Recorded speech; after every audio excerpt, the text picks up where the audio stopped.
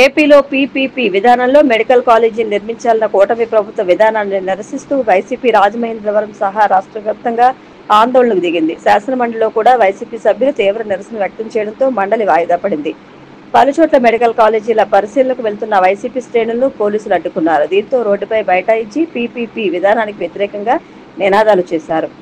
ధవళేశ్వరం ప్రభుత్వ జూనియర్ కళాశాలలో మహాకవి పద్మభూషణ్ బోయ భీమన్న జయంతిని ఘనంగా నిర్వహించారు. ఈ సందర్భంగా కళాశాల ఇన్ఛార్జి ప్రిన్సిపల్ ఏ వెంకటరమణ, అధ్యాపకులు, విద్యార్థులు పూలమాలలు వేసి నివాళులర్పించారు. కుల మత వర్గాలకు అతీతంగా దేశం ముందుకు సాగాలన్న లక్ష్యంతో 7 దశాబ్దాల పాటు సాహిత్యపరంగా కృషి చేసిన మహనీయుడు భీమన్న అని ఇన్ఛార్జి ప్రిన్సిపల్ నివాళులర్పించారు. ఈ ఏడాదిలో చివరి సూర్యగ్రహణం ఆదివారం ఏర్పడనుంది. ఇది చాలా ముఖ్యమైన ఖగోళ జ్యోతిష్య శాస్త్ర సంఘటన. జ్యోతిష్య శాస్త్రం ప్రకారం ఈ గ్రహణం కన్యారాశి ఉత్తర ఫల్గుని నక్షత్రంలో సంభవిస్తుంది. ఇది అన్ని రాశులపై ప్రత్యక్ష ప్రభావాన్ని చూపుతోందని జ్యోతిష్య శాస్త్రజ్ఞులు తెలిపారు. అయితే ఈ గ్రహణం వల్ల చెడు ప్రభావానికి లోనయ్యే కొన్ని రాశులు ఉన్నాయి. ఈ గ్రహణం వారి జీవితాల్లో పెనుమార్పులు, సవాళ్లను తీసుకురావచ్చు. వికాస ఆధ్వర్యంలో రేపు ఉదయం 9:30 గంటలకు రాజమహేంద్రవరం కలెక్టరేట్ ఆవరణలోని వికాస కార్యాలయంలో జాబ్ మేళా నిర్వహిస్తున్నట్లు జిల్లా కలెక్టర్ కీర్తి చేకూరి తెలియజేశారు. ఈ మేళాలో డెల్టా హాస్పిటల్స్ లో GNM, nursing, lab technician, iSON experience కంపెనీలో tele sales representative, Deccan Chemicals లో trainee, Isuzu, Viyash Life Sciences, JK Fenner, Hyundai Mobis కంపెనీల్లో టెక్నీషియన్ పోస్టులు, ఫాక్స్కాన్ కంపెనీలో మొబైల్ ఆపరేటర్ పోస్టులకు ఇంటర్వ్యూలు నిర్వహించనున్నట్లు తెలిపారు. ఈ ఉద్యోగాలకు SSC, inter, degree, ITI, diploma, BSc nursing, MLT, GNM, BTech ఉత్తీర్ణులైన 35 ఏళ్లలోపు అభ్యర్థులు అర్హులు అన్నారు. ఎంపికైన వారికి నెలకు 12,000 నుంచి 20,000 వరకు వేతనం, అదనంగా ఇన్సెంటివ్, భోజనం, వసతి, రవాణా సదుపాయాలు ఆయా సంస్థల ప్రకారం అందజేయబడతాయని పేర్కొన్నారు. ఈ అవకాశాన్ని సద్వినియోగం చేసుకోవాలని జిల్లాలోని నిరుద్యోగులకు కలెక్టర్ విజ్ఞప్తి చేశారు. మరమ్మతుల కారణంగా రాజమహేంద్రవరం నగరంలో కొన్ని ప్రాంతాలకు రేపు మంచినీటి సరఫరా జరగదని అధికారులు ప్రకటించారు. రాజమహేంద్రవరం నగరపాలక సంస్థ ప్రధాన మంచినీటి సరఫరా విభాగానికి సంబంధించిన భారీ పైప్ లైన్ బద్దలు కావడంతో మరమ్మతులు చేపట్టామని ఎస్ఈ వెల్లడించారు. దీనివల్ల 1, 2, 3, 4 డివిజన్లలో పూర్తిగా 9, 10, 11, 12, 36, 37, 42, 43, 44, 48, 50 డివిజన్లలో కొన్ని ప్రాంతాలకు రేపు నీటి సరఫరా తాత్కాలికంగా నిలిపివేయనున్నట్లు తెలిపారు. ఆదివారం యథావిధిగా నీటి సరఫరా జరుగుతుందని పేర్కొన్నారు. నీటి సరఫరాకు అంతరాయం ఏర్పడ్డ ప్రాంతాలకు వాటర్ ట్యాంకర్ల ద్వారా నీటి సరఫరా అందిస్తామని తెలిపారు. వాటర్ ట్యాంకర్లు 9849908350 నెంబర్లోనే ఏఈని సంప్రదించాలని విజ్ఞప్తి చేశారు. వినాయక చవితిని ఉత్సవాల ముగింపును పురస్కరించుకుని రాజమహేంద్రవరం 3 టౌన్ నిర్వహించిన అన్నదాత కార్యక్రమాన్ని తూర్పుగోదావరి జిల్లా ఎస్పీ డి నరసింహకిషోర్ ప్రారంభించారు. ఈ సందర్భంగా సుమారు 1000 మంది భక్తులకు పోలీసు అధికారులు, సిబ్బందికి అన్నదానం చేశారు. ఈ సందర్భంగా ఎస్పీ మాట్లాడుతూ అన్నదానం ఎంతో శ్రేష్టమైనదని అన్నారు. ఇవి మన సంస్కృతి గొప్పతనాన్ని భావితరాలకు తెలియజేస్తాయని అన్నారు. వినాయకుని ఆశీస్సులతో ప్రజలందరూ సుఖ సంతోషాలతో ఉండాలని ఎస్పీ ఆకాంక్షించారు. ఈ కార్యక్రమంలో అదనపు SP NBM Muralikrishna, 3 town CI V Apparao, 1 town CI N Muralikrishna తదితరులు పాల్గొన్నారు. నేషనల్ బీట్స్ కమ్ మెరిట్ స్కాలర్షిప్ పరీక్షలో ఎంపికైన విద్యార్థులు సెప్టెంబర్ 30వ తేదీలోగా నేషనల్ స్కాలర్షిప్ పోర్టల్లో దరఖాస్తు చేసుకోవాలని జిల్లా విద్యాశాఖ అధికారి కె వాసుదేవరావు సూచించారు. ప్రభుత్వ, ఎయిడెడ్, ప్రైవేట్ విద్యా సంస్థల్లో ఈ ఏడాది 10 ఇంటర్మీడియట్ చదువుతున్న విద్యార్థులు అందరూ రెన్యువల్ చేసుకోవడానికి అర్హులని తెలిపారు. రెన్యువల్ చేసుకున్న ప్రతి విద్యార్థి తన బ్యాంకు ఖాతాను ఆధార్ నెంబర్తో లింకు చేయించుకోవాలన్నారు. తద్వారా స్కాలర్షిప్ నేరుగా వారి బ్యాంకు ఖాతాలో జమ అవుతుందని పేర్కొన్నారు. సందేహాలు ఉంటే అధ్యాపకులు, ఉపాధ్యాయులు సంబంధిత జిల్లా నోడల్ ఆఫీసర్ను సంప్రదించాలని సూచించారు. భారీ వర్షాలు హైదరాబాద్ను అతలాకుతలం చేస్తున్నాయి. నిన్న రాత్రి నుంచి కుండపోతగా కురుస్తున్న వర్షాలతో హైదరాబాద్లోని పలు ప్రాంతాలు నీట మునిగాయి. ప్రతిరోజు సాయంత్రం కురుస్తున్న వర్షాలతో ఇప్పటి వరకు 4 చనిపోయారు. భారీ వర్షానికి రహదారులు కాలువలుగా మారుతున్నాయి. లోతట్టు ప్రాంతంలోని ఇళ్లలోకి నీళ్లు చేరి ప్రజలు అల్లాడుతున్నారు. మరోవైపు హిమాచల్ ప్రదేశ్లో మరోసారి మేఘాల విస్ఫోటనం సంభవించింది. కిన్నౌర్లోని నిజార్లో సంభవించిన మేఘాల విస్ఫోటనం విధ్వంసం సృష్టించింది. వరదల దాటికి అనేక వాహనాలు కొట్టుకుపోయాయి. ఆ ప్రాంతంలోని కొన్ని ఇళ్లు కూడా తీవ్రంగా దెబ్బతిన్నాయి. అయితే ఎటువంటి ప్రాణ నష్టం జరగకపోవడం ఉపశమనం కలిగించింది. ప్రమాదాన్ని గ్రహించిన గ్రామస్తులు తమ ఇళ్లను వదిలి సమీపంలోని అడవిలోకి పారిపోయి అక్కడ ఆశ్రయం పొందారు.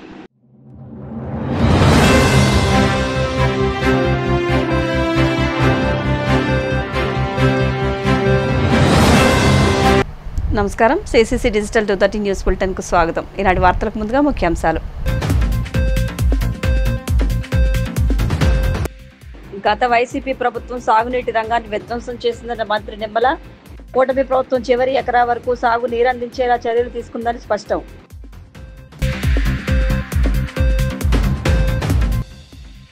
రాష్ట్రంలో కుల మతాల మధ్య చిచ్చు పెట్టేందుకు వైసీపీ కుట్ర పన్నుతోందన్న మంత్రి కొల్లు రవీంద్ర. దేవాలయ భూములు కబ్జా చేశారంటూ పేర్ని నానిపై తీవ్ర ఆరోపణలు. మెగా డిఎస్సీ పేరుతో రాష్ట్రంలో ఉన్న ఉద్యోగార్థులను కూటమి ప్రభుత్వం నిలువునా మోసం చేసింది. విమర్శలు గుప్పించిన వైసీపీ ఎమ్మెల్సీ చంద్రశేఖర్ రెడ్డి.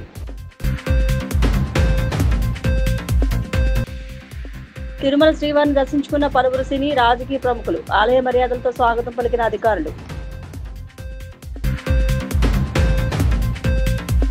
గ్రామాల విలీన వివాదం కారణంగా రాజమహేంద్రవరం నగరపాలక సంస్థ ఎన్నికలు తరచూ వాయిదా పడుతున్నాయి. తాజాగా స్థానిక సంస్థల ఎన్నికలకు ఏపీ ఎన్నికల సంఘం షెడ్యూల్ జారీ చేసిన నేపథ్యంలో ఈసారైనా రాజమహేంద్రవరం కార్పొరేషన్ ఎన్నికలు నిర్వహిస్తారా లేదా అన్న అంశం చర్చనీయాంశంగా మారింది.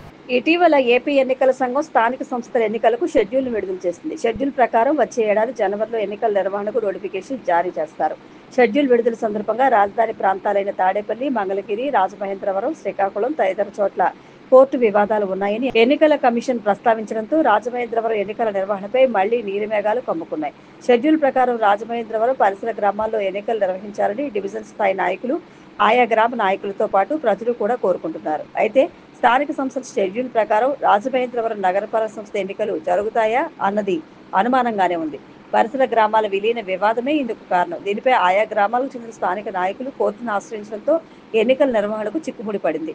ఈ వివాదం దశాబ్దాల తరబడి కొనసాగడంతో తరచూ నగరపాలక సంస్థకు పరిసర గ్రామాలకు ఎన్నికలు జరగడం లేదు. మున్సిపాలిటీగా ఆవిర్భవించిన నాటి నుంచి నేటి వరకు ఇదే సమస్య కొనసాగుతోంది. తద్వారా ఆర్థిక సంఘం నిధులు విడుదల కావడం లేదు. మరోవైపు రాజమహేంద్రవరంతో పాటు గ్రామాల్లో కూడా రాజకీయ నిరుద్యోగులు కూడా పెరిగిపోతున్నారు. పురపాలక శాఖ మంత్రి పి నారాయణ మున్సిపాలిటీల్లో గ్రామాల విలీన ప్రతిపాదనలు పక్కన పెట్టి త్వరలోనే ఎన్నికలు జరిపిస్తామని నిడదవోలులో ప్రకటించారు. ఈ విధానాన్ని రాజమహేంద్రవరానికి కూడా వర్తింపజేయాలని ఔత్సాహిక అభ్యర్థులు కోరుతున్నారు. అయితే ప్రజాప్రతినిధులు తలుచుకుంటే ఎన్నికలు నిర్వహించడం పెద్ద సమస్య కాదు. న్యాయపరమైన సమస్యలున్న గ్రామాల విలీనాన్ని పక్కన పెట్టి ఎన్నికలు నిర్వహించాలని భావిస్తే అధికార యంత్రాంగం ఇటీవల విలీనమైన లాలా చెరువు పంచాయతీ సహా వివాదరహిత డివిజన్లతో కలిపి ఎన్నికల నిర్వహణకు నెల రోజుల్లోనే అన్ని ఏర్పాట్లు చేయగలదు. న్యాయపరమైన సమస్యలను అధిగమించాలని భావిస్తే గ్రామ నాయకులను ఒప్పించి కేసును ఉపసంహరింపజేయడం కూడా వారికి పెద్ద సమస్య కాదు.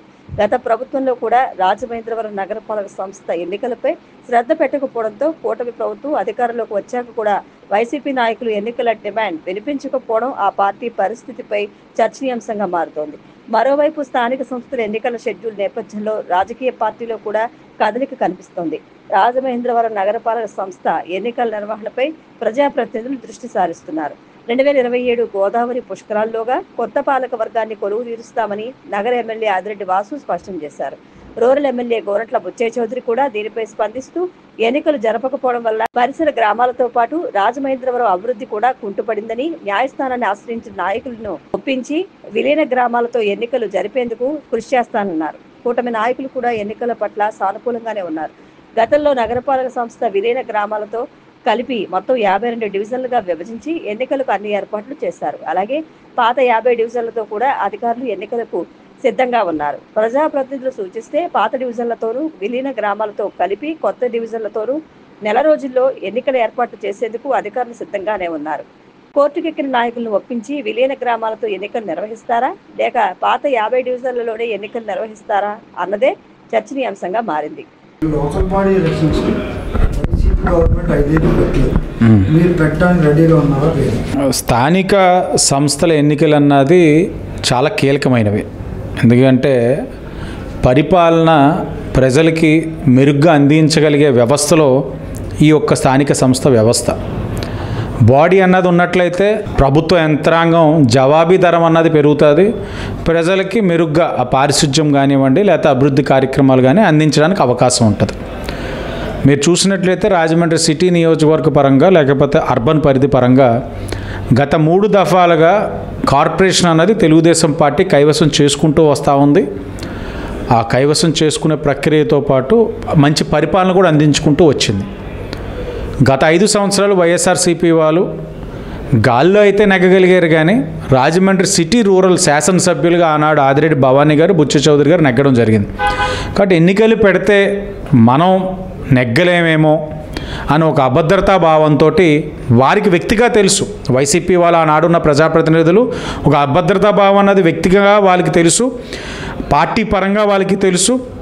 కానీ ప్రజల్లో మేకపోతు గాంభీర్యాన్ని ప్రదర్శించి వైసీపీ పెడతాదని 5 సంవత్సరాలు కాలయాపన చేశారు. గుర్తించాల్సిన అంశం ఏంటంటే ఆ కోర్టు పరంగా ఉన్న సమస్యలన్నీ కూడా వాళ్ళ మనుషులతో అయిపించి ఓ పక్కన ఎలక్షన్లు పెడతామనడం, మరో పక్కన వాళ్ళే కోర్టుకి ఎలక్షన్లు పెట్టద్దని వేయించి కోర్టులో కేసులు నడిచే కార్యక్రమాన్ని తీసుకున్నారు. కూటమి ఇప్పుడు వచ్చిన తర్వాత ఆ ఒక స్థానిక సంస్థ ఒక ప్రాముఖ్యత తెలిసిన పార్టీగా కూటమిగా ఎన్నికలు పెట్టాలన్న ఆలోచనతో ముందుకెళ్తా ఉన్నాం. లీగల్ కాంప్లికేషన్స్ ఏదైతే ఉన్నాయో వాటన్నిటిని కూడా అతి దగ్గరలోని పరిష్కరించి ఎలక్షన్ని అతి దగ్గరలో పుష్కరాల లోపే చెయ్యాలి. పుష్కరాలు కార్పొరేషన్ పాలక మండలితోటి అధికారికంగా కార్యక్రమం నిర్వహించాలన్న ఆలోచనతో కూటమి కృషి చేస్తూ ఉంది. స్థానిక సంస్థలకు ఎన్నికలు జరగాలి, లోకల్ బాడీ లీడర్స్ ఉండాలి. సమస్యల పరిష్కారం కావాలంటే స్థానిక నాయకత్వం అనేది అందుబాటులో ఉంటారు, ప్రజలకి విధానం ఉండాలి. రాజమహేంద్రవరంతో పాటు కొన్ని కార్పొరేషన్లు, మున్సిపాలిటీలకు సంబంధించిన కొన్ని కోర్టు కేసులు పెండింగ్లో ఉన్నాయి. ఒకటి, నగర పెరిఫెరీ ఆల్రెడీ అభివృద్ధి చెంది పల్లెటూరులో మరీ దుర్మార్గంగా కొంతమంది ఆక్రమణలకు గురవటం, రోడ్లు లేకపోవడం, ఇరుకైన రోడ్లు, పరిపాలన సరిగా లేకపోయే పరిస్థితులు ఉన్నాయి. రాజమండ్రికి సంబంధించి 11 గ్రామాలను మెర్జ్ చేస్తూ ఆల్రెడీ నోటిఫికేషన్ ఇచ్చారు. గతంలో కొన్ని దూర ప్రాంతాలు తీశారు.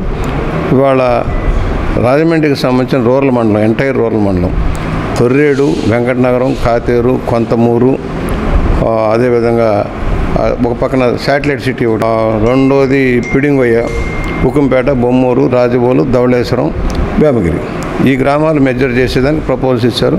ఒకళ్ళు ఇద్దరు ల్యాండ్ కబ్జాదారులు అంటారు, మరొకరు వాళ్ళు కోర్టుకు వెళ్ళారు. ఆ కేసు శ్రద్ధ పెడితే అది వెకేట్ చేసుకుని అలా కలపడం మెజర్ ఆల్రెడీ ప్రాసెస్ నడిచింది, ఎలక్షన్ ప్రాసెస్ నడిచింది, వార్డు డివిజన్లు అయినాయి, ఇవాళ రిజర్వేషన్ కూడా మారుతాయని వర్కౌట్ చేయాలి. ఎందుకంటే నగరం 5 లక్షల జనాభా దాటిపోతుంది, నగర పెరిఫెరీ అంతా చుట్టుపక్కలకి వెళ్ళిపోతుంది. అందువల్ల నగరంలో కలిపి ఎలక్షన్ పెట్టమని మేము రిక్వెస్ట్ చేసాం. దాని వైపు ప్రయత్నాలు నడుస్తున్నాయి. కోర్టులో ఉన్న కేసును కూడా అది స్టే వేకేట్ చేయించేసి వెంటనే ప్రాసెస్లోకి వెళ్ళాలి. అన్ని మున్సిపాలిటీ పంచాయతీలు కూడా రాజమండ్రి కూడా ఎన్నికలు జరగాలి, పుష్కరాల లోపల ఎన్నికలు జరిగి లోకల్ బాడీ ఉండాలని మేము కోరుకుంటూ ఉన్నాం. గ్రామాలు కూడా విలీనం అయిపోతే అభివృద్ధి కూడా అక్కడ ఏంటంటే గ్రామాలు దగ్గరగా ఉన్నాయి కానీ మంచినీటి కటకట్లాడే పరిస్థితి వస్తూ ఉంది, ఇరుకైన రహదారులు వస్తూ ఉన్నాయి. రాజమండ్రి వాళ్ళే చాలా వరకు బయటకు వచ్చారు. రూరల్ గ్రామాలకు వచ్చిందంతా రాజమండ్రి సిటీలో నుంచి ఎంక్రోచర్స్, అబ్జెక్షనబుల్ ఎంక్రోచర్స్ అంతా బయట ఇచ్చాం. అనేక పేటలు వచ్చాయి. ఉదాహరణకి శాటిలైట్ సిటీ రావచ్చు, రాఘవేంద్ర నగర్ రావచ్చు, ఎర్రకొండ రావచ్చు, అదే సంతోష్ నగర్, భవానీపురం లాంటి అన్నీ కూడా రాజమండ్రి నుంచే వచ్చారు బయటికి. జనం అంతా ఇక్కడ వాళ్ళు. హౌసింగ్ ప్రాజెక్టులు కూడా అక్కడే నడిచినాయి. 6,200 కట్టిన టిడ్కో ఇళ్ళు కూడా రూరల్లో కట్టింది, సిటీకి సంబంధించినవి వస్తాయి. అందువల్ల మెజర్ చేసి మంచినీటి సౌకర్యం, మురుగునీటి పారుదల వ్యవస్థ మెరుగుపరచాలని, పుష్కరాల వేదికగా ఒక కాన్సెప్ట్ సిటీ డెవలప్ కావాలి. పరిశ్రమలు కూడా రావాలి, పెట్టుబడులు రావాల్సిన అవసరం ఉంది. పరిశ్రమలు లేవు, ఉపాధి లేని పరిస్థితి ఉంది. దానివైపు కూడా దృష్టి సారించాల్సిన పరిస్థితి అని మేము భావిస్తూ ఉన్నాం. జరగాలి, జరిగి తీరాలి. We are working on that. రేపు అసెంబ్లీ ఉన్నాయి, ఇంకా టైం ఉంది కదా, ఇంకా 4 నెలలు టైం ఉంది. ఈ లోపల ప్రాసెస్ చేయాలి. కోర్టుకు సంబంధించిన మ్యాటర్ కూడా అన్ని ఇది ఒకటే కాదు, మెర్జర్లో ఆగిపోయిన అన్నీ ఉన్నాయి, అన్ని మీద వర్కౌట్ చేస్తున్నారు. విజయవాడ కానీ ఒకళ్ళో ఇద్దరే వెళ్ళారండి, అందరూ వెళ్ళాల, అందరూ అనుకూలంగానే ఉన్నారు. అభివృద్ధి కావాలని కోరుకుంటారు. లేఅవుట్లు వస్తున్నాయి, బోర్డు లేఅవుట్లు వస్తున్నాయి, ఇరుకైన రోడ్లు, మళ్ళీ ఆక్రమణలు ఇవన్నీ పక్కాగా రావాలంటే ప్రణాళికాబద్ధంగా వెళ్ళాలి. మాస్టర్ ప్లాన్ ప్రకారం నడవాలంటే విలీనం తప్పనిసరి అని మేము భావిస్తా ఉన్నాం. ఆ వైపు దృష్టి సారిస్తాం. 100% అన్ని కార్పొరేషన్ల బట్టి దీన్ని కూడా జరపడానికి ప్రభుత్వం సిద్ధంగా ఉందని స్థానిక శాసనసభ్యులు తెలియజేయడం జరిగింది. ఆ విధంగా పుష్కరాలకు ముందు ఈ లోకల్ బాడీ ఎన్నికలు జరిపించి డెమోక్రటిక్ సిస్టంలో పుష్కరాలు చేస్తే బాగుంటుందనేది కూటమి యొక్క అభిప్రాయం. ఇప్పుడు లోకల్ బాడీ ఎలక్షన్ షెడ్యూల్ చేశారు. ఇప్పుడు రాజమండ్రి ఎలక్షన్ జరపాలా వద్దాం, జరిపితే అది ఇప్పటివరకు ఎందుకు జరగదు, దాన్ని చెప్పండి. ప్రభుత్వం ఏర్పడి కూటమి ప్రభుత్వం వచ్చి సుమారుగా 15 నెలలు 16 నెలలు కావస్తూ ఉంది. కార్పొరేషన్ ఎలక్షన్స్ పెట్టడం కోసం టెక్నికల్గా ఏమైందంటే కోర్టులో కేసులు ఉండటం వల్ల కొంతమంది విలీనం కావాలని చెప్పి, కొంతమంది విలీనం వద్దని చెప్పి వేసిన వాళ్ళు ఉన్నారు, వీళ్ళు ఉన్నారు. ఆ కోర్టులో కేసులు నడుస్తున్న దాని మీద ప్రభుత్వం ముందుకెళ్ళలేకపోతూ ఉంది. ఇప్పుడు ఏంటంటే మన మున్సిపల్ మినిస్టర్ గారు మన నారాయణ గారు వచ్చినప్పుడు ఇక్కడ కార్పొరేషన్లో రివ్యూస్ పెట్టినప్పుడు కూడా కొంతమంది అడగటం, దాని మీద వారు కూడా ఏం చెప్పారంటే త్వరలోనే ఎవరైతే కేసులు వేసి ఉన్నారో వాళ్ళతో మాట్లాడి ఒక కొలిక్కి తీసుకొచ్చి ఒకవేళ అగ్రి అయితే కనుక విలీన గ్రామాలను కలిపి ఎలక్షన్ కండక్ట్ చేసేలాగా, ఒకవేళ అలా కాలేని పక్షంలో ఇప్పుడు ఏదైతే పొజిషన్ ఉందో అదే పొజిషన్లో యాజ్ ఇట్ ఈజ్ ఎలక్షన్ నిర్వహించాలని చెప్పి ఒక నిర్ణయం త్వరలోనే తీసుకుంటామని చెప్పి వారితో చెప్పడం జరిగింది.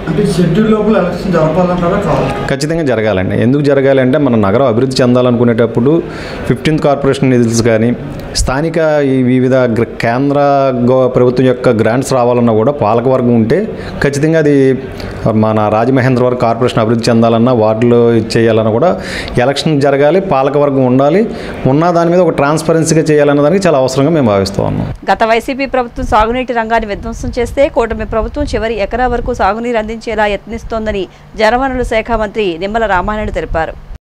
అసెంబ్లీ ప్రశ్నోత్తరాల సందర్భంగా ఆయన మాట్లాడారు. రాష్ట్రంలో కీలకమైన సాగునీటి ప్రాజెక్టులను 2 ఏళ్లలో పూర్తి చేసేలా యాక్షన్ ప్లాన్ సిద్ధం చేయాలని ముఖ్యమంత్రి ఆదేశించినట్లు తెలిపారు. ఇందులో భాగంగా ఉత్తరాంధ్ర కోసం 2000 కోట్ల నిధులు కేటాయించినట్లు మంత్రి వెల్లడించారు. వంశధార రైట్ కెనాల్ ఏదైతే సభ్యులు అడిగారో దీనికి సంబంధించినటువంటి లాస్ట్ మైల్ మరి గ్రామాలకి సాగునీరు అందట్లేదని ఏదైతే చెప్తూ ఉన్నారో ఈ వంశధార రైట్ కెనాల్ కు సంబంధించి 53వ కిలోమీటరు లాస్ట్ మైల్ అంటే 37 థాయిలాండ్ సంబంధించి 4600 ఎకరాలు ఇక్కడ ఉంది అధ్యక్ష. ఈ 4600 ఎకరాలకు సంబంధించి ఇక్కడిక్కడ డిస్ట్రిబ్యూషన్ సిస్టమ్ డెవలప్ కాకపోవడం వల్ల మరి ప్రెసెంట్ 2537 ఎకరాలకు మాత్రమే నీరు అందుతున్నటువంటి పరిస్థితి. ఇంకా 2104 ఎకరాలకు నీరు మరి అందనటువంటి మాట వాస్తవమే అధ్యక్ష. దీనిపైన గతంలో ఈ యొక్క కూటమి ప్రభుత్వం అధికారంలోకి వచ్చిన తర్వాత ఏప్రిల్ నెల 22వ తారీఖున శ్రీకాకుళం కలెక్టరేట్ లో జరిగినటువంటి రివ్యూ సమావేశంలో గౌరవ శాసనసభ్యులు కూడా ఆ రివ్యూ మీటింగ్ లో ఆ యొక్క సమస్యను కూడా మా దృష్టికి తీసుకొచ్చినటువంటి స్థితిలో మా ఇరిగేషన్ డిపార్ట్మెంట్ మీద కూడా దీని మీద ఒక రివ్యూ చేయడం జరిగింది. ఈ యొక్క పనులు 2011లో అప్పుడు చేసేటువంటి శ్రీనివాస కన్స్ట్రక్షన్స్ ఏదైతే ఏజెన్సీ ఉన్నాయో అప్పటి నుంచి కూడా ఈ పనులు నిలిపివేయడం వల్ల ఆ డిస్ట్రిబ్యూషన్ సిస్టమ్ లేక మరి వాళ్ళకి నీరు అందనటువంటి పరిస్థితి ఏదైతే ఉందో దాన్ని గమనించి ఆ రోజు ఏదైతే ఇరిగేషన్ అధికారులకు కూడా ఇన్స్ట్రక్షన్ ఇవ్వడం జరిగింది. ఈ యొక్క థాయిలాండ్ 37 థాయిలాండ్ ప్రాంతం ఏదైతే ఉందో గౌరవ శాసనసభ్యులు అడిగినట్లుగా మొదటి 3 కిలోమీటర్లు ఏదైతే లైనింగ్ 0 to 3 కిలోమీటర్స్, అదేవిధంగా ఓటీలు ఒక 8, స్ట్రక్చర్స్ ఒక 2 ఇవన్నీ కూడా నిర్మాణం చేయడానికి మరి 10 కోట్ల రూపాయల వరకు కూడా ఎస్టిమేట్ కూడా తయారు చేయడం అధ్యక్షంగా ఈ యొక్క పాత ఏజెన్సీ ఎవరైతే ఉన్నారో దీన్ని ప్రీ క్లోజ్ చేసిన తర్వాత మరి ఈ యొక్క ఎస్టిమేషన్లు మళ్ళీ శాంక్షన్ చేసి ఇవ్వాలి కాబట్టి అధికారులకు కూడా ఏదైతే ఆ ఏజెన్సీని ప్రీక్లోజ్ చేసి తొందరలోనే ఎస్టిమేషన్ శాంక్షన్ చేసి ఏదైతే థాయిలాండ్ ప్రాంతానికి ఏదైతే మరి పూర్తిగా 11 గ్రామాలకు కూడా ఆ సాగునీరు అందించేటువంటి బాధ్యత కూడా మరి తీసుకుంటామని చెప్పి కూడా మీ ద్వారా ఈ సందర్భంగా తెలియజేసుకుంటూ ఖచ్చితంగా ఉత్తరాంధ్రకి ఎప్పుడు కూడా ఈ ప్రభుత్వం ప్రయారిటీ. మొన్ననే వారం రోజుల క్రితం ముఖ్యమంత్రి గారు కూడా ఒక రివ్యూ మీటింగ్ పెట్టి అందులో చాలా క్లియర్ గా ఉత్తరాంధ్ర అంటే ఆ ప్రజల యొక్క రుణం తీర్చుకునేటువంటి విధంగా మనం పనిచేయాలని చెప్పి ఆ ఉత్తరాంధ్రకు సంబంధించి మొన్ననే రమణమూర్తి గారు చెప్పినట్లుగా వంశధార గాని తోటపల్లి గాని ఇట్లా ఏవైతే గత 20-30 సంవత్సరాల నుంచి నిలిచిపోయినటువంటి ప్రాజెక్టులు ఏవైతే ఉన్నాయో వాటన్నిటిని కూడా ప్రయారిటీలో పెట్టుకుని నాకు 2 సంవత్సరాల్లో ఈ ప్రయారిటీలో ఉన్నటువంటి ప్రాజెక్టులన్నీ కూడా పూర్తి చేయాలి అనేటువంటి విధంగా అంటే ఏదైతే వంశధార phase 2 అండ్ stage 2 గాని తోటపల్లి ప్రాజెక్టు గాని తారకరామ తీర్థ సాగర్ గాని ఆఫ్ షోర్ రిజర్వాయర్ గాని అదేవిధంగా ఇంటర్లింకింగ్ వంశధార నాగావళి గాని జంజావతి గాని ఇంటర్లింకింగ్ ఆఫ్ ఏదైతే నాగావళి చంపావతి గాని మరి అదేవిధంగా మడ్డు వలస గాని ఇట్లా ఇవన్నీ కూడా ఆయన ప్రయారిటీ ఇచ్చారు అధ్యక్ష. ప్రయారిటీ ఇవ్వడమే కాదు 2 years మాకు టైం ఇచ్చి ఈ 2000 కోట్ల రూపాయలు అంటే దగ్గర ఇవి పూర్తి చేయాలంటే 2400 కోట్ల రూపాయల వరకు అవుతుంది. ఇది మొదటి సంవత్సరం 1200 కోట్లు, నెక్స్ట్ ఇయర్ 1000 కోట్లు పెట్టి ఈ 2000 కోట్ల రూపాయలు ఉత్తరాంధ్రకు పెట్టి ఒక 2 years లోపల 20-30 సంవత్సరాలు నిలిచిపోయిన పనులన్నీ కూడా పూర్తి చేయాలని ముఖ్యమంత్రి గారు కూడా మరి ఆదేశించడం జరిగిందని చెప్పేసి కూడా మరి తెలియజేసుకున్నాం. అదేవిధంగా ఎర్రమండలం లిఫ్ట్ స్కీమ్ కూడా ఉంది అధ్యక్ష. ఇందులో ఖచ్చితంగా ఆ ప్రయారిటీ ప్రకారం 2 years మేము టైం బాండ్ పెట్టింది. మనమే మీరు చూసారు ఏదైతే అందరినేవా ఎప్పుడో 30-40 సంవత్సరాలు నుండి ఉండిపోయినటువంటి అందరినేవాని మన చంద్రబాబు నాయుడు గారి చేతుల మీదుగా మొదటి సంవత్సరాలు ఎట్లా పూర్తి చేస్తామో అదేవిధంగా ఉత్తరాంధ్రకు సంబంధించిన ఈ ప్రాజెక్టులన్నీ కూడా క్లియర్ చేస్తాం. ఉత్తరాంధ్రకి ఏదైతే పోలవరం లెఫ్ట్ మెయిన్ కెనాల్ కూడా, ఎందుకంటే మీకు తెలుసు అది కూడా గత 5 సంవత్సరాల పనులు ఒక్క రూపాయి పని కూడా చేయాల, ఒక కర్బస్తా సిమెంట్ చేయాల. కానీ ఈ సంవత్సరం 1200 కోట్ల రూపాయలు పెట్టి అనకాపల్లి వరకు కూడా నీరు తీసుకెళ్లేటువంటి విధంగా ఉత్తరాంధ్రకు కూడా ప్రయోజనాలు చేకూర్చే విధంగా పనిచేస్తారు. వైసీపీది అబద్దాలు, విద్వేషాలతో కూడిన దిగజారు రాజకీయమని, అబద్దాలను ప్రచారం చేయడమే అజెండాగా ఆ పార్టీ పెట్టుకుందని, ప్రజల మధ్య విద్వేషాలు రెచ్చగొట్టడమే జగన్ అజెండాగా పెట్టుకున్నారని మంత్రి కొల్లు రవీంద్ర తీవ్రస్థాయిలో ధ్వజమెత్తారు. మంగళగిరిలోని టీడీపీ కేంద్ర కార్యాలయంలో నిర్వహించిన మీడియా సమావేశంలో ఆయన మాట్లాడారు. రాష్ట్రంలో ముఖ్యమంత్రి చంద్రబాబు, ఉప ముఖ్యమంత్రి పవన్ కళ్యాణ్ నాయకత్వంలోని కూటమి ప్రభుత్వం అభివృద్ధి సంక్షేమాన్ని సమన్వయం చేస్తూ ముందుకు సాగుతుంటే దానిపై వైసీపీ నాయకులు సోషల్ మీడియా, సాక్షి పత్రిక ద్వారా విష ప్రచారం చేస్తున్నారని మండిపడ్డారు. ఈ క్రమంలో మాజీ మంత్రి పేర్ని నానిపైన ఆయన నిప్పులు చెరిగారు. దిగజారుడు రాజకీయాలకి care of address YSR party. వైసీపీకి ఉన్నటువంటి సిద్ధాంతమే అబద్ధాలు చెప్పడం, విష ప్రచారం చేయటం. మరి గతంలో మనం చూసాం వాళ్ళ యొక్క సంస్కృతి, సంస్కారం. ప్రభుత్వంలో ఉన్నప్పుడు ప్రజా వ్యతిరేక నిర్ణయాలు కోర్టులు తప్పుపడితే జడ్జిల మీదే తప్పుడు కామెంట్లు పెట్టించడం, సోషల్ మీడియా వేదికగా ఇష్టం వచ్చినట్లు అసత్య ప్రచారాలు చేయటం, సొంత బాబాయ్ హత్య జరిగితే ఆ హత్య ఎవరు చేశారో ఇవాళ అందరికీ తెలుసు. నారాసుర రక్త చరిత్ర అంటూ విష ప్రచారం చేశారు ఆ రోజు. ఇవాళ అవన్నీ కూడా బయటకు వచ్చి సొంత చెల్లిని, బాబాయ్ కూతుర్ని ఎలాంటి వాళ్ళ క్యారెక్టర్ మీదే అసాసినేషన్ చేసినటువంటి సందర్భం చూస్తే ఇంతకంటే నీచమైనటువంటి వ్యక్తులు ఎవరు ఉండరేమో ఈ ప్రపంచంలో నాకు తెలిసాక. సొంత బాబాయిని హత్య చేయించారు. ఆ హత్య నెపాన్ని ముందుగా నారాసుర రక్త చరిత్రను చంద్రబాబు నాయుడు గారు వేయాలని ప్రయత్నం చేశారు. తర్వాత వాస్తవాలు బయటకు వచ్చి మాట్లాడిందని చెప్పి బాబాయ్ చెల్లి మీదే మరి వాళ్ళ భర్తే చేశాడని చెప్పి ప్రచారం చేశారు. సొంత చెల్లి మీద చూసాం ఆ సోషల్ మీడియాలో సాక్షిగా ఎంత దారుణంగా వాళ్ళు చేసినటువంటి సందర్భాన్ని చూసాం. తిరుమల తిరుపతి దేవస్థానంలో పింక్ డైమండ్ గురించి ఎలాంటి రాజకీయాలు చేస్తారో చూసాం. చివరికి అది చంద్రబాబు నాయుడు గారు ఇంట్లో ఉందని చెప్పి ప్రచారం చేశారు. వైసీపీ పార్టీ అంటేనే ఒక ఫేక్ పార్టీ. కోర్టులో వేస్తే మళ్ళీ అది విత్డ్రా చేసుకోవడానికి వాళ్ళే గవర్నమెంట్ రాగానే వాళ్ళు చేసినటువంటి పరిస్థితి. ఇవాళ గౌరవ ముఖ్యమంత్రి చంద్రబాబు నాయుడు గారు, అలాగే ఉప ముఖ్యమంత్రి పవన్ కళ్యాణ్ గారు, యావత్ ప్రభుత్వ యంత్రాంగం మొత్తం కూడా ఒక పక్క సంక్షేమం, ఒక పక్క అభివృద్ధి, రెండు కళ్ళుగా తీసుకెళ్తూ ఈ రాష్ట్రాన్ని అన్ని విధాల ముందుకు తీసుకెళ్తున్నటువంటి పరిస్థితిని చూస్తే ఇవాళ సాక్షి పేపర్ వేదికగా లేదంటే సోషల్ మీడియా వేదికగా ఎలాంటి దుర్మార్గమైనటువంటి ప్రచారాలు చేస్తారో మనం చూస్తా ఉన్నాం. అమరావతి రాజధానిని ఏ రకంగా మీరు చేయాలో చేసినటువంటి పరిస్థితి చూసాం. ఇవాళ అదంతా కోలుకుంటుంది. అలాగే విశాఖపట్నం పెట్టుబడులు పెట్టి విశాఖపట్నాన్ని అభివృద్ధి మీద అక్కడ మీరు నీచమైనటువంటి ప్రచారాలు చేయటం. ఇవాళ రాష్ట్రంలో ఎక్కడ అభివృద్ధి కార్యక్రమాలు జరుగుతా ఉన్నా వాటిని అసత్య ప్రచారాలు చేయటం, ఫేక్ ప్రచారం చేసి లబ్ధి పొందాలనే ఒక దుర్మార్గమైనటువంటి ఆలోచనలు చేస్తున్నటువంటి వ్యక్తి జగన్మోహన్ రెడ్డి గారు. వాళ్ళకి తోడుగా వైఎస్ఆర్ పార్టీ నాయకులు వాళ్ళందరూ కూడా చాలా హ్యాపీగా ఉన్నారు. హ్యాపీగా లేని వ్యక్తి ఎవరు ఉన్నారంటే అది ఒక్క జగన్మోహన్ రెడ్డి గారు. ఈ రాష్ట్రంలో అందరూ పాడైపోవాలా, అందరూ నాశనం అయిపోవాలని కోరుకునే వ్యక్తి జగన్మోహన్ రెడ్డి. మీ వైఖరిలో ఎటువంటి మార్పు కనబడతలేదు. మీ పెత్తందారీ పోకడలు అదే రకంగా కొనసాగుతున్నాయి. మీ పెత్తందారీ పోకడలు ఇంకా కూడా ఒక్కొక్క నాయకుడు మాట్లాడతాడు.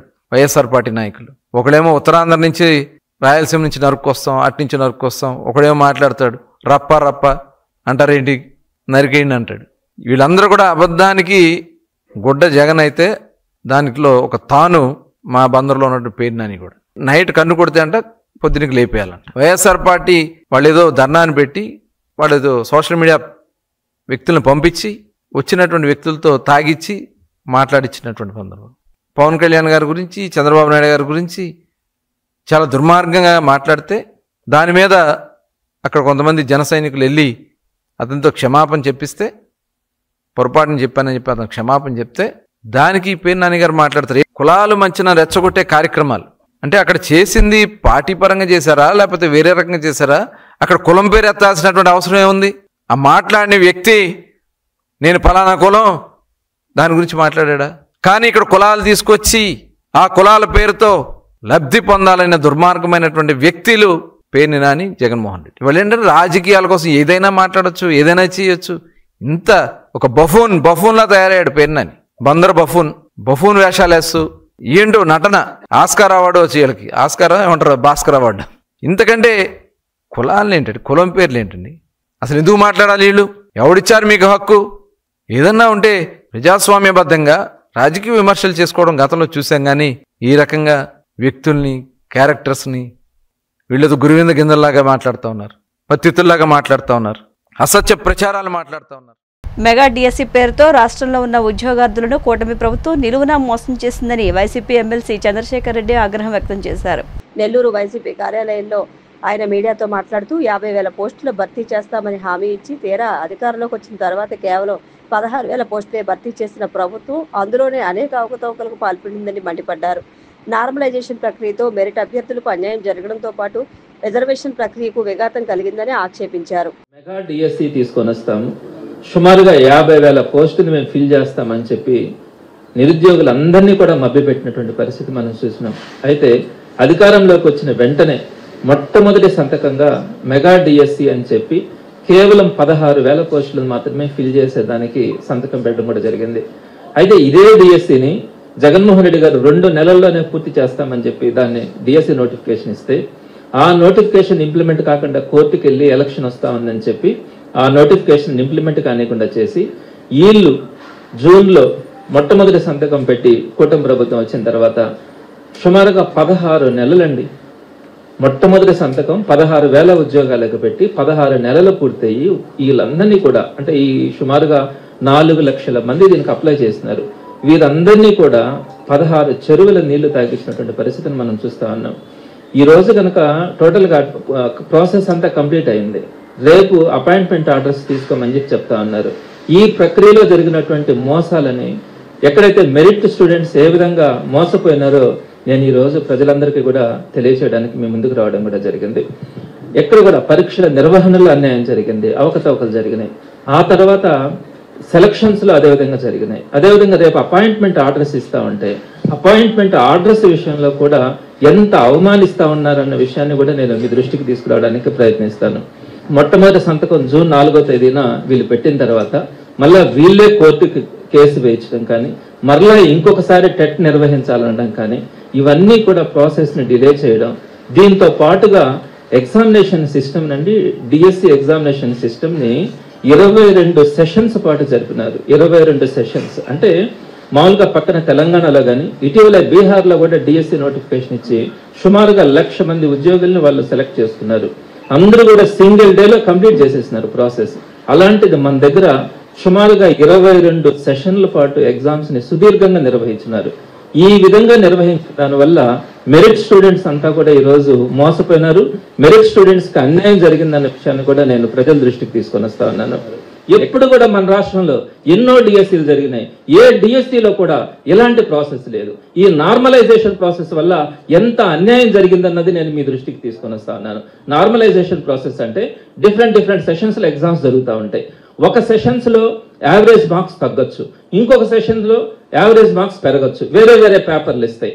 దానికి ఏం చేసినారంటే తక్కువ యావరేజ్ వచ్చినప్పుడు ఈ పేపర్ కష్టంగా వచ్చుంటుంది, అందుకని యావరేజ్ మార్క్స్ తగ్గినాయి అని చెప్పి వాళ్ళ ఇష్ట ప్రకారం వీళ్ళకి మార్కులు గవర్నమెంట్ పెంచేసింది. 2 months లోపల 20 లక్షల మంది రాసినటువంటి అన్ఎంప్లాయీస్ అందరిలో నుంచి కూడా 1,37,000 ఉద్యోగాల్ని ఎక్కడా కూడా చిన్న డిస్టర్బెన్స్ లేకుండా, ఏ ఒక్కరికి అన్యాయం జరగకుండా, అవకతవకలు జరగకుండా ప్రాసెస్ ని కంప్లీట్ చేసినటువంటి ఘనత జగన్మోహన్ రెడ్డి గారు గవర్నమెంట్ అయితే, మీరు కేవలం 4 లక్షలు 3.5 లక్షల నుంచి 4 లక్షల మధ్యలో మాత్రమే పరీక్షలు రాసి కేవలం 16,000 మంది ఉద్యోగాలను ఫిల్ చేయడానికి మీరు 22 సెషన్స్ లో ఎగ్జామ్స్ పెట్టి ఒక నార్మలైజేషన్ ప్రాసెస్ తీసుకొని వచ్చి మీకు ఇష్టం వచ్చినటువంటి సెషన్స్ లో మార్కులు యాడ్ చేసి ఆ సెషన్స్ లో ఉండే వాళ్ళకి మాత్రమే ఉద్యోగాలు ఇస్తే ఇది ఏ విధమైనటువంటి పారదర్శకత? భారతదేశాన్ని శక్తివంతమైన దేశంగా తయారు చేసిన నాయకుడు ప్రధాని నరేంద్ర మోదీ అని, ఆయన నాయకత్వంలో భారత్ 4వ అతిపెద్ద ఆర్థిక వ్యవస్థగా రూపుదిద్దుకుందని కేంద్ర మంత్రి భూపతిరాజు శ్రీనివాస్ వర్మ అన్నారు. ప్రధాని నరేంద్ర మోదీ జన్మదినం సందర్భంగా బుధవారం రాత్రి భీమవరం ఇలవేల్పు శ్రీ మావుళ్ళమ్మ అమ్మవారు దర్శించుకుని ప్రధాని నరేంద్ర మోదీ గోత్రనామాలతో ప్రత్యేక పూజలు చేయించారు. సహాయ కమిషనర్ ఆలయ ఈవో బుద్ధ మహాలక్ష్మి నగేష్ ఆలయ మర్యాదలతో కేంద్ర మంత్రికి స్వాగతం పలికి సత్కరించి అమ్మవారి చిత్రపటాన్ని అందజేశారు. ఆలయ ప్రధాన అర్చకులు మద్దిరాల మల్లికార్జున శర్మ వేద ఆశీర్వచనాలు ఇచ్చి అమ్మవారి ప్రసాదాన్ని అందజేశారు.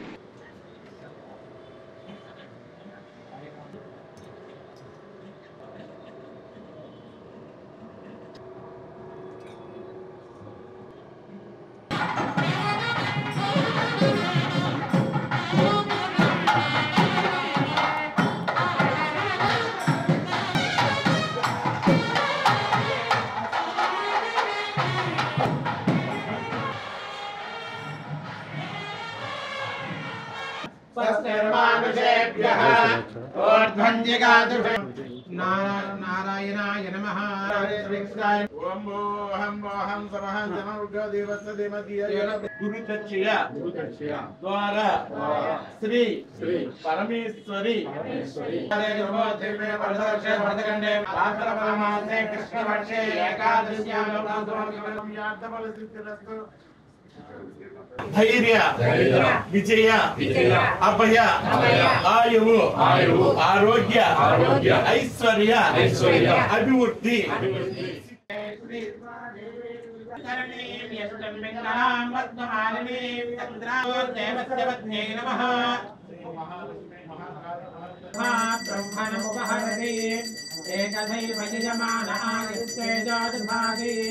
साम्राज्यं भोज्यं स्वराज्यं वैराज्यं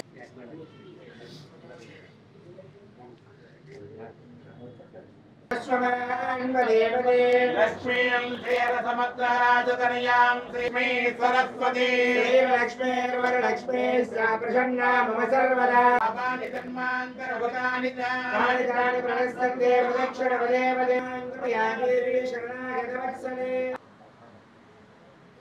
पार्थिवासैति पार्थिवासः मे सुमनस्य मानो मे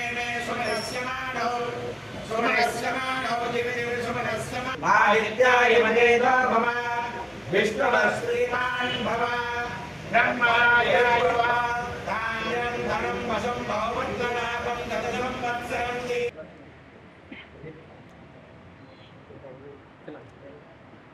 భారత ప్రధానమంత్రి ప్రీతమ నాయకుడు అయినటువంటి శ్రీ నరేంద్ర మోడీ గారి జన్మదినాన్ని పురస్కరించుకుని పెద్ద ఎత్తున దేవాలయాల్లో పూజలు నిర్వహించడం జరిగింది.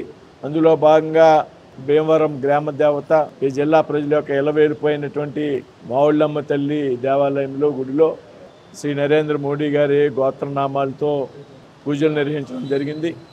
ఇవాళ భారతదేశాన్ని ఒక శక్తివంతమైనటువంటి దేశంగా తయారు చేస్తున్నటువంటి నాయకుడు నరేంద్ర మోడీ. ప్రపంచ దేశాల్లో భారతదేశాన్ని అగ్రరాజ్యాల సరసన నిలబెట్టినటువంటి వ్యక్తి. ఇవాళ ప్రపంచంలో 4వ అతిపెద్ద ఆర్థిక వ్యవస్థగా భారతదేశం ఉంది. రక్షణ రంగంలో ముందున్నాం. అనేక రంగాలుగా అగ్రరాజ్యాల సరసన నిలబెట్టినటువంటి వ్యక్తి ప్రధానమంత్రి నరేంద్ర మోడీ గారు. ఆయనకి భవిష్యత్తులో చక్కటి ఆయురారోగ్యాలు ప్రసాదించాలి. దేశానికి ప్రధానమంత్రిగా మరి ఎన్నో సంవత్సరాలు బాధ్యతలో ఉండాలి అనేటువంటి ఆలోచనతో దేశవ్యాప్తంగా ఇవాళ దేవాలయాల్లో పూజలు నిర్వహించడం జరుగుతుంది. అందులో భాగంగా ఈరోజు భీమవరంలో పూజలు నిర్వహించడం జరిగింది. School games federation of west Godavari ఆధ్వర్యంలో భీమవరంలోని శ్రీ చింతలపాటి బాపిరాజు స్నారకోన్నత పాఠశాలలో ఛాంపియన్ స్పోర్ట్స్ అకాడమీ నిర్వహణలో అండర్ 14, అండర్ 17 విభాగాల్లో బాలబాలికలకు రైఫిల్ షూటింగ్ సెలక్షన్స్ నిర్వహించారు. ఈ పోటీల్లో విజేతలు జిల్లా తరపున రాష్ట్ర స్థాయి పోటీలకు ఎంపికైనట్లు సెలక్షన్స్ కు న్యాయ నిర్ణేతగా వ్యవహరించిన కోచ్ సయ్యద్ సుబాన్ తెలిపారు.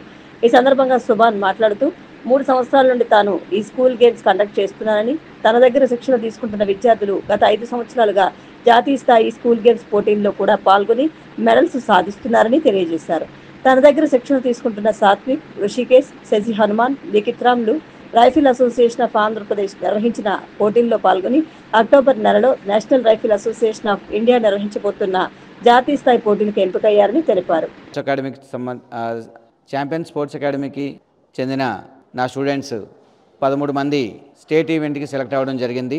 సో రాబోయే నెలలో ఈ స్టేట్ కాంపిటీషన్లో నా స్టూడెంట్స్ స్టేట్ లెవెల్లో పార్టిసిపేట్ చేసి నేషనల్ లెవెల్కి వెళ్ళాలని నేను కోరుకుంటున్నాను. సో ఈ ఈవెంట్లో సెలెక్ట్ అయిన విద్యార్థులు open sight rifle under 14 boys విభాగంలో ధనుష్, సాయి గ్రహిత్, రామ్ శ్రీమన్ సెలెక్ట్ అయ్యారు. అలాగే అండర్ 14 గర్ల్స్ విభాగంలో దేవి, గ్రీష్మ, సౌమ్య, అలాగే అండర్ 14 పీప్ సైట్ విభాగంలో Chaitra, Hemakshi, open sight under 17 boys విభాగంలో శర్వన్, ప్రకాష్, అలాగే అండర్ 17 గర్ల్స్ విభాగంలో సహస్ర, విజయ, Greeshma, peep sight under 14 boys విభాగంలో Sushmita, Mahesh, peep sight under 17 boys విభాగంలో లిఖిత్ రామ్, సూర్య, నితేష్, శ్రీనివాస్, అలాగే పీప్ సైట్ అండర్ 17 గర్ల్స్ విభాగంలో లిఖిత్ రామ్, భార్గవి, అండర్ 17 పిస్టల్ విభాగంలో శశి హనుమాన్, సాత్విక్, రుషికేష్ వీళ్ళందరూ కూడా స్కూల్ గేమ్స్కి సెలెక్ట్ అయ్యారు. సో వీళ్ళు రాబోయే నెలలో స్టేట్ ఈవెంట్లో పార్టిసిపేట్ చేసి నేషనల్ లెవెల్స్లో కూడా మెడల్ సాధించాలని నేను ఆశిస్తున్నాను. అందరికీ నమస్కారం. నా పేరు కొలగారపు శశి హనుమాన్. నేను ఇంటర్ ఫస్ట్ ఇయర్ ఆదిత్య కాలేజ్లో చదువుతున్నాను. నేను గత 3 సంవత్సరాలుగా సుభాన్ సార్ దగ్గర షూటింగ్ అనేది నేర్చుకోవడం అనేది జరుగుతుంది. జరిగిన డిస్ట్రిక్ట్ సెలక్షన్స్లో స్టేట్ కాంపిటీషన్కి క్వాలిఫై అవ్వడం జరిగింది. ఇంకా నేను గతంలో స్టేట్ కాంపిటీషన్ అనేది ఆడడం జరిగింది. దాంతో అక్టోబర్లో జరగబోయే సౌత్ ఇండియాకి కూడా క్వాలిఫై అవ్వడం జరిగింది. ఇదంతా కూడా మా కోచ్ ఇచ్చే ప్రాక్టీస్ వల్ల. నా పేరు దేవరపు సౌమ్యశ్రీ. నేను 9వ తరగతి చదువుతున్నాను. నేను ఛాంపియన్ స్పోర్ట్స్ అకాడమీలో జాయిన్ అయ్యి 1 year 5 months అయింది. డిస్ట్రిక్ట్ సెలక్షన్స్లో సెలెక్ట్ అయ్యాను. త్వరలో స్టేట్లో ఆడబోతున్నాను. గతంలో నేను స్కూల్ గేమ్స్లో బ్రాంజ్ మెడల్ గెలిచాను. నేషనల్స్లో సెలెక్ట్ అయ్యాను. ఆల్ ఇండియా 22nd ర్యాంక్ వచ్చింది. దీని అంతటికే కారణం మా కోచ్ సుభాన్ సార్. ఈయన మా బ్యాక్ నుంచి పుష్ చేసి ఎంతో కృషి చేసి మమ్మల్ని గైడ్ చేశారు. మా సార్కి మేము కృతజ్ఞతలు తెలియజేస్తున్నాం. వరకపూడిసెల ప్రాజెక్టు విషయంలో మాజీ ఎమ్మెల్యే పిన్నెల్లి రామకృష్ణారెడ్డి టీడీపీపై తీవ్ర విమర్శలు చేశారు. జగన్ ప్రభుత్వ హయాంలోనే ప్రాజెక్టుకు అన్ని అనుమతులు వచ్చాయని, అయితే టీడీపీ దీనిని తమ ఘనతగా ప్రచారం చేసుకోవడం సిగ్గుచేటన్నారు. బ్రహ్మారెడ్డి తనపై అక్రమ కేసులు పెట్టించారని, భవిష్యత్తులో ఇలాంటి చర్యలకు పాల్పడే వారిపై చట్టపరమైన చర్యలు తప్పవని హెచ్చరించారు. రాజశేఖర రెడ్డి గారు ముఖ్యమంత్రి అయిన తర్వాత చాలా వరకు ఫ్యాక్షన్ తగ్గిస్తూ వచ్చిన పరిస్థితి. ఆనాడు ఫ్యాక్షన్ రాజకీయాలకు సంబంధం ఉందని ముఖ్యమంత్రి హోదాలో ఈ బ్రహ్మారెడ్డినే చంద్రబాబు నాయుడు పార్టీ సస్పెండ్ చేసిన పరిస్థితి.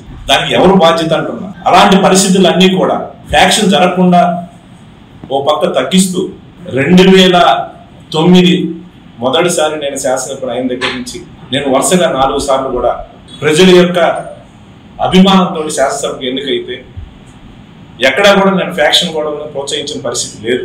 ఇదే బ్రహ్మారెడ్డి 2009లో నా మీద పోటీ చేసి ఓడిపోయిన తర్వాత ఈ నియోజకవర్గానికి దూరంగా వెళ్ళిపోయిన పరిస్థితి. ఒక దశాబ్ద కాలం, దాదాపు 10-12 సంవత్సరాలు నియోజకవర్గానికి దూరంగా ఉండి ఎక్కడా కూడా గొడవలు లేకుండా వీలైనంత వరకు సర్దుబాటు చేసుకుంటూ వచ్చిన పరిస్థితిని. కానీ నీకు అవకాశం ఇచ్చారు 2024. కానీ ఈ రకమైన రాజకీయం, ఈ రకమైన కుట్రతోటి రాజకీయం, గ్రామాల్లో ఆధిపత్య కోరుతూ గొడవలు జరిగి అక్కడ ఏదన్నా గొడవలు ఎవరైనా చనిపోతే మాకేం సంబంధం ఉంది? గతంలో ఈ సంస్కృతి ఎవరైనా ఉందా అని నేను అడుగుతాను. ఇలాంటి పరిస్థితులు ఎప్పుడైనా చేశారా అని అడుగుతా ఉన్నాను. నిజంగా ఎవరైనా తప్పు చేసి ఉంటే వాళ్ళ మీద చర్యలు తీసుకోవచ్చు, కేసులు పెట్టవచ్చు. కానీ ఏం చెయ్యకుండా ఈ బ్రహ్మారెడ్డి అనే వ్యక్తి అతని నైజము హింసను ప్రోత్సహించగలరు. పైకి మాత్రం పెద్ద గాంధీ లాగా నాకేం తెలియదు అన్నట్టుగా, ఇవన్నీ సంఘటనలు తెలియదు అన్నట్టుగా ఆయన పెద్ద సొంత కోసంలాగా కూడా ప్రజలు నిర్లభించే కార్యక్రమం చేస్తున్నారు. ఇప్పుడిప్పుడే ప్రజలు కూడా తెలుసుకుంటా ఉన్నారు. ఎందుకంటే ఇతను గతంలో రాజకీయంలో ఉన్నప్పుడు ఒక 15 సంవత్సరాల గ్యాప్ వచ్చింది. అప్పుడున్న జనరేషన్ తెలుసు, కానీ కొత్తగా వచ్చిన జనరేషన్ ఇతని గురించి తెలియదు. ఇతను ఏదో చేస్తాడంటే ఇప్పుడు ఏం చేసేది ఏదో కూడా అర్థమవుతారు. ఎందుకంటే చేసినవి చెప్పుకోవాలి. ఇంకేదైనా ఉంటే నువ్వు ప్రభుత్వాన్ని ఒప్పించి గ్రాంట్లు తీసుకొచ్చి డెవలప్ చేయాలి. నువ్వు ఏమి చేయకుండా ఏదో అయిపోయింది అనుకోని ఈ కూటమి ప్రభుత్వ నాయకులు ప్రచారం చేసుకుంటారు. పూర్తిగా కూడా ఎప్పుడు లేని ఈ 40 సంవత్సరాల్లో మాచర్ల నియోజకవర్గంలో లేని హింస ఈరోజు కనపడతా ఉంది. ప్రజల్లో ఒక అభద్రతాభావం కనిపిస్తా ఉంది. ఎక్కడైనా స్వచ్ఛత తిరగాలంటే తిరగలేని పరిస్థితి. ఏ కేసును ఎవరిని తీసుకుని లోపలేస్తారో ఈ పోలీసులు కూడా వాళ్ళు ఏం చెప్తారో, ఏ చిన్న నాయకుడు చెప్పిన వాళ్ళు తీసుకుని కూర్చోబెట్టడం, డబ్బులు వసూలు చేయడం, బెదిరియడం, కేసులు పెట్టడం, రిమాండ్ చేయడం. ఈ రకమైన ఆనందం ఏందో నాకు అర్థం కావాలి. ఇది మంచి పద్ధతి కాదు అనుకోండి నేను అడుగుతాను. ఖచ్చితంగా ప్రతి కేసుకి రివ్యూ ఉంటుంది, ఖచ్చితంగా చేస్తాను. ఈ అధికారులు కూడా నేను చెప్తా ఉన్నాను, ఖచ్చితంగా ఏవైతే కేసులు పెట్టారో, ఏదైతే నియోజకవర్గంలో ప్రజలు ఇబ్బంది పెడతా ఉన్నారో దానికి ఎవరైతే కారణమో బ్రహ్మారెడ్డి దగ్గర నుంచి దానికి ప్రత్యక్ష పరోక్ష సంబంధం తెలుగుదేశం నాయకుల దగ్గర నుంచి కింద స్థాయి నుంచి పై స్థాయి అధికారుల దాకా ఎవరి ప్రమేయం ఉన్నా ఖచ్చితంగా జగన్మోహన్ రెడ్డి ఖచ్చితంగా ఏమన్నా జగన్మోహన్ రెడ్డి అధికారంలోకి వస్తాడు. వచ్చిన తర్వాత ప్రతి కేసు మీద, ప్రతి సంఘటన మీద చట్టపరంగా రివ్యూ చేస్తాం. ఖచ్చితంగా వాళ్ళ మీద చర్యలు, ఎంత పెద్ద నాయకులైనా ఎంత పెద్ద ఆఫీసర్లైనా కూడా చట్టబద్ధంగా కూడా ఖచ్చితంగా దాని మీద ఎంక్వైరీ చేసి రివ్యూ చేసి చర్యలు ఉంటాయని కూడా సందర్భంగా తెలియజేస్తాం. కలియుగ ప్రత్యక్ష దైవం తిరుమల శ్రీ వెంకటేశ్వర స్వామి వారిని పలువురు సినీ రాజకీయ ప్రముఖులు దర్శించుకున్నారు. ఏపీ విరామ సమయంలో మంత్రి వాసంశెట్టి సుభాష్, మాజీ మంత్రి రోజా, సినీ నటులు జ్యోతి, రవళి, దర్శకుడు చందు మొండేటి వేరువేరుగా స్వామివారి సేవలో పాల్గొని మొక్కులు చెల్లించుకున్నారు. దర్శనానంతరం వీరికి రంగనాయకుల మండపంలో వేద పండితులు వేదాశీర్వచనం అందించగా ఆలయ అధికారులు స్వామివారి తీర్థప్రసాదాలు అందజేసి పట్టువస్త్రంతో సత్కరించారు.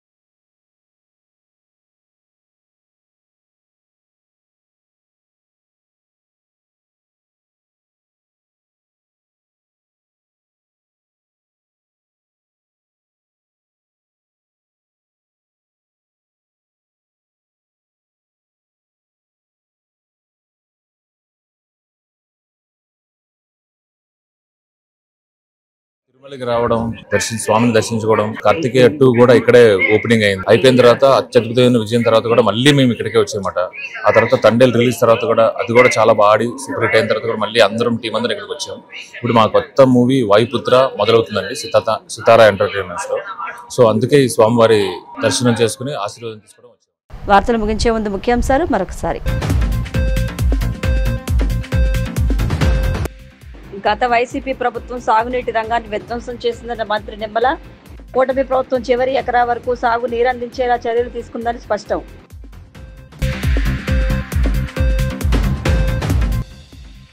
రాష్ట్రంలో కుల మతాల మధ్య చిచ్చు పెట్టేందుకు వైసీపీ కుట్ర పన్నుతోందన్న మంత్రి Kollu Ravindra.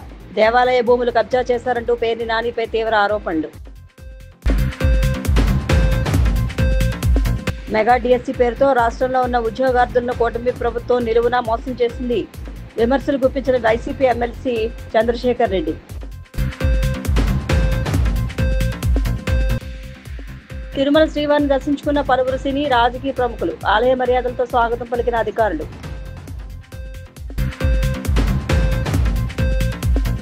CCC digital 230 news bulletin ఇంతటితో సమాప్తం. నమస్కారం.